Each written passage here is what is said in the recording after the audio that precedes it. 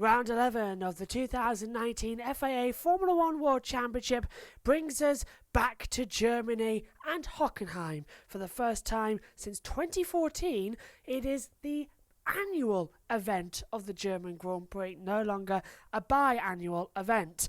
And it's the first time for Hockenheim to host back-to-back German Grand Prix since 2006. So with this very rare occurrence in Formula One, let's take a look at how the Drivers' and Constructors' Championship currently stands coming into the German Grand Prix.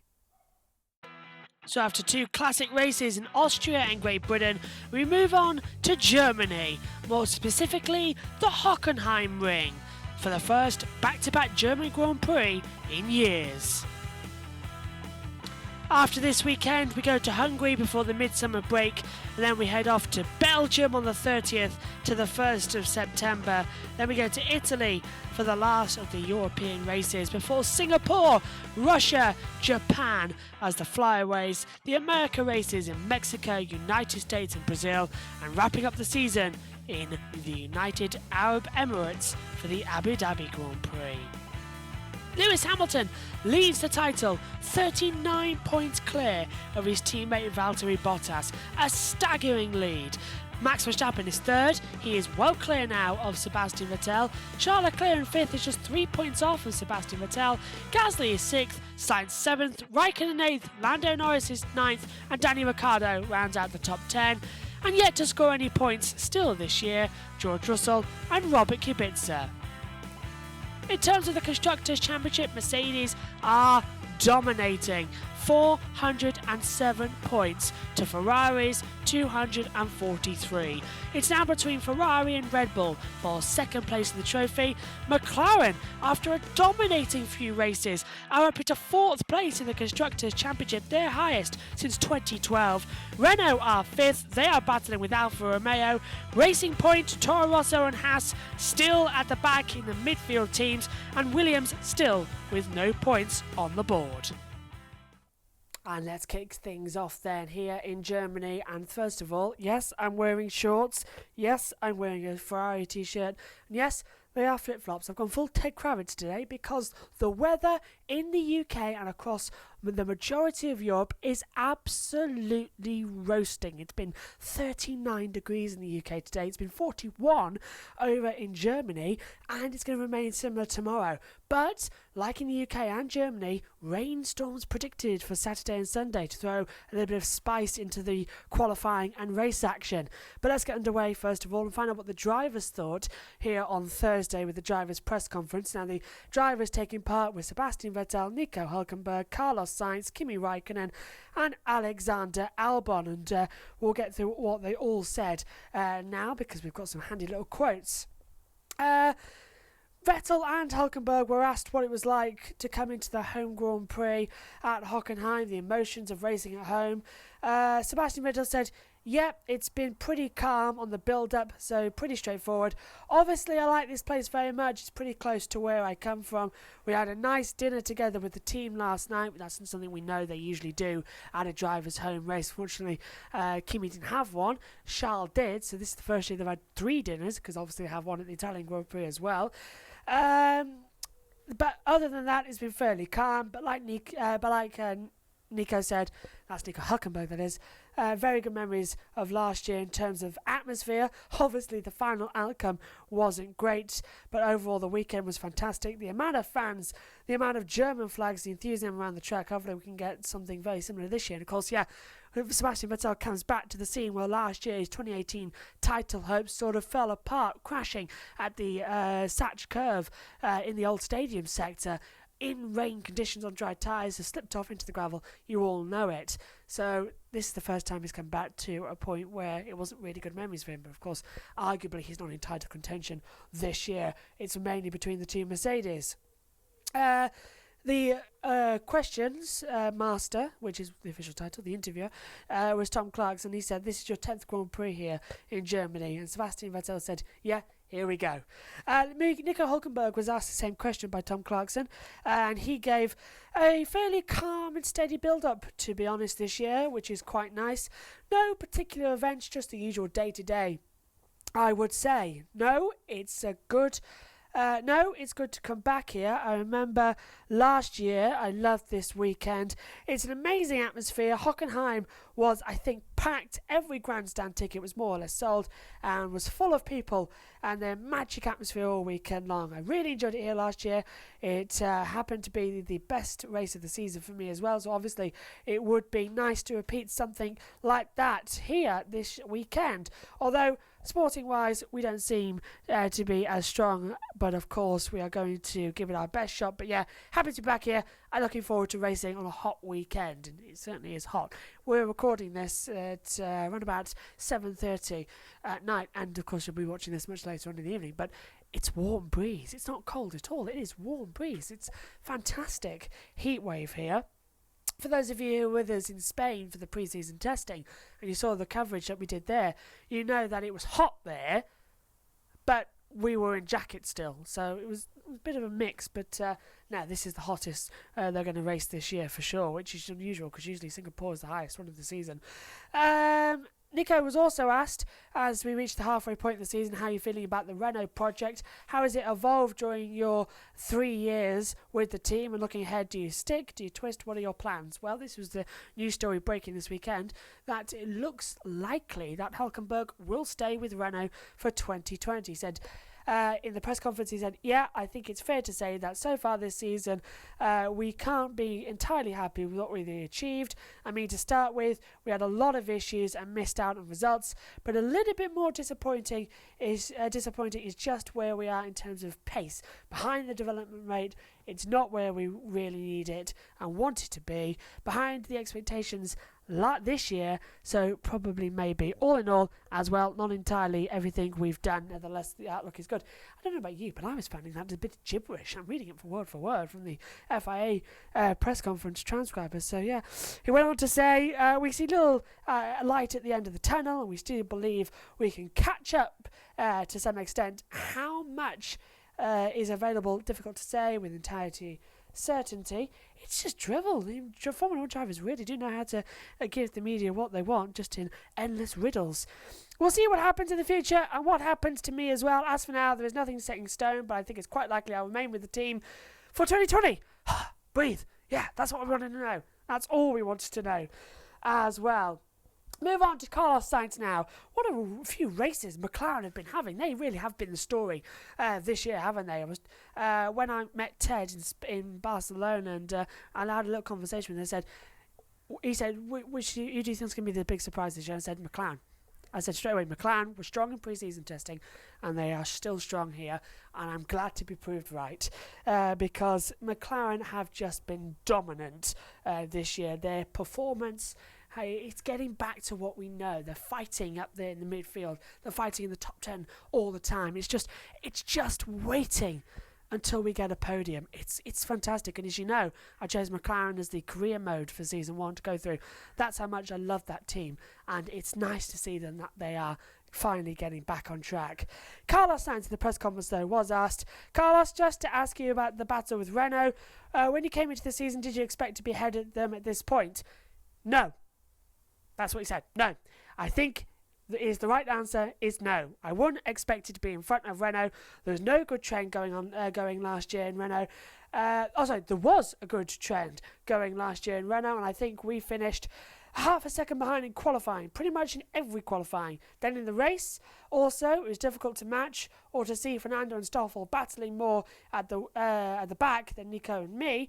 It was very difficult to predict that at this stage this year we would be in front. I don't think we are in front. I think we are in front in the championship. We are very equal in terms of performance, and it makes battling very good and fun, like in Silverstone and Austria and France, he mentions.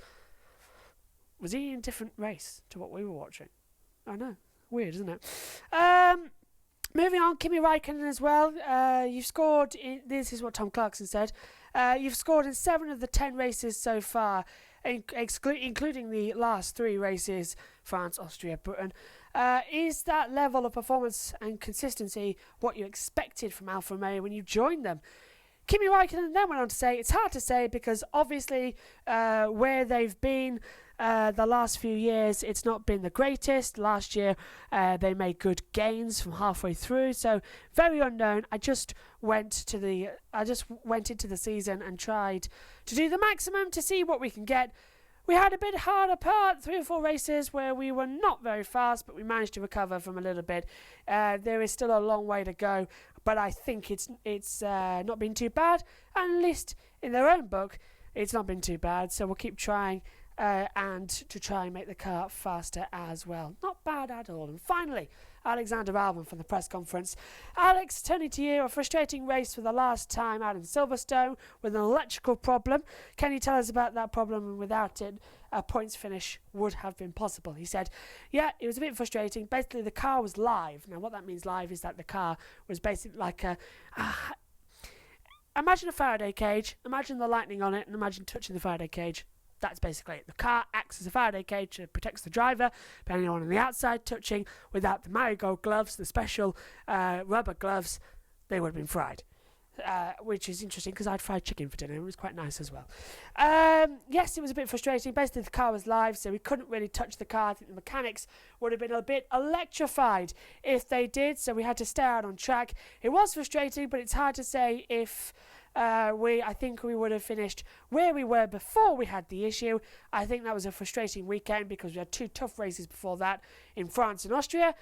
And that was the kind of time. In Silverstone, we went back on track, and it was an opportunity to score some good points. Fortunately, Danny Kvyat did, so it wasn't too bad at the end of the day. He said, Tom Clarkson then asked him, how would you sum up how it's gone, and what the team have told you about 2020 coming into the halfway stage?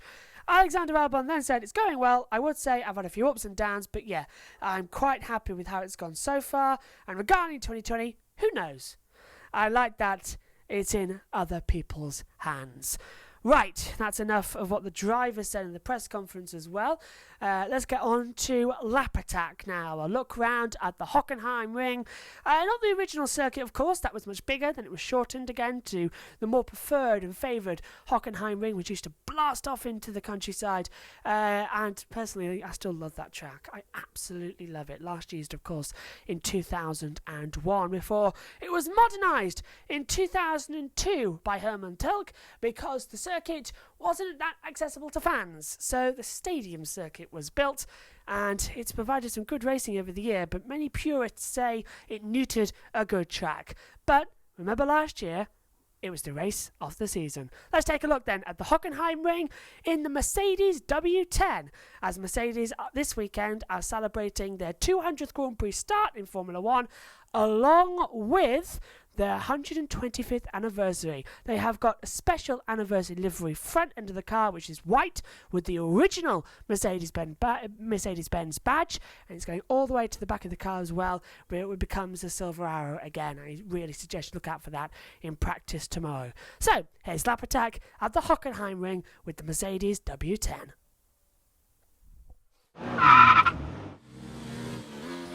So Mercedes are celebrating their 125th anniversary and their 200th Grand Prix start here in Germany. Start the lap into turn 1, the Nord curve, a tricky, quick flick to the right as you head down the first DRS detection point, down towards turn 2. Used to go straight on in the old days, but now into the 2002 layout circuit, turn 3 and 4, which leads you right round to the second DRS detection point, round turn 5, which is, ironically, the Parabolica. Yes, there's 2 of them in Formula 1. As we head down to the heavy braking zone, second gear corner, turn 6 of the hairpin. Nice and tight. We've seen a few overtakes out there over the years. Down now to the quick kink at 7 once again, into turn 7, down to the Mercedes corner of turn number 8. Third gear, heavy braking point, but it gives a nice exit through 9 into 10, and then back on to the original layout into the stadium sector. Turn 11, drop down 5th gear into turn 11, Mobile 1, before coming up to the Satch curve, where Sebastian Vettel lost it last year, remember, and the championship was lost too.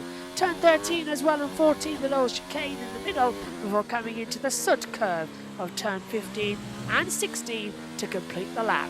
Mercedes then, 125 years, a load of world championships. They look like they've got it secure here. Can they win, though, on home soil? That's the question we want asked the German Grand Prix.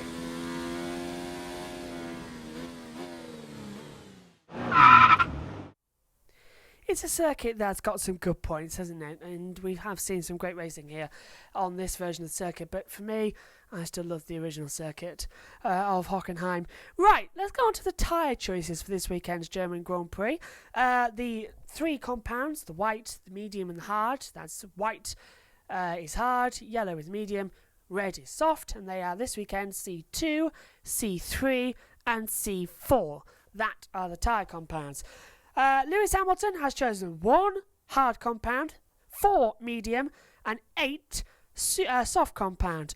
That is the same as Bottas, but Bottas has got 2 hard, 3 medium and 8 soft. Vettel, same as Lewis actually, but he's got an extra soft compound tyre and 1 less medium. So 1 hard, 3 medium, 9 soft. I know, same as Leclerc, 9 soft, 2 medium and 2 hard. For Verstappen, it's the same as his teammate Gasly. So Verstappen and Gasly have 1 hard, 4 medium and 8 soft. Ricciardo, 1 hard, 2 medium, 10 soft. Hülkenberg, 2 medium, 2 hard, 1 medium and 10 softs. Magnussen, 1 hard, 3 medium and 9 softs. Grosjean, 2 hards, 2 mediums and 9 softs. Sainz has a total of 2 hards, 3 mediums and 8 softs. Norris, 2 hards, 2 mediums and 9 softs. How that works out, I don't know. Perez as well, if I just get my notes back in place. Perez has got 2 hards, 3 mediums and 8 softs. That's the same as his teammate Stroll. Raikkonen, 1 hard, 3 mediums and 9 soft. It's 2 hard and 2 mediums for Giovinazzi, 9 soft compound tyres. Kvyat, 2 hard, 1 medium, 10 soft. Albon, 1 hard, 2 medium and 10 soft. Russell, 2 hard, 2 medium, 9 softs. And Kubica, 1 hard, 3 mediums and 9 hards. Not that bad, was it, to get through in the end? And they're the tyre choices for this weekend. On to the weather now. For Friday, it's looking to be sunny. The highest will be at 39 degrees. The lowest is 22. Sunrise at 5:49. Sunset at 21:15. So nice day to get loads of action in. Humidity is at 31%. The chance of rain in FP1 is at 0%. Chance of rain in FP2 is at 20%. That is going to rise heavy for Saturday and Sunday as well. We'll have more on that tomorrow. Friday practice predictions then. I wrote these down earlier on after I saw the press conference, and I think it's going to be right.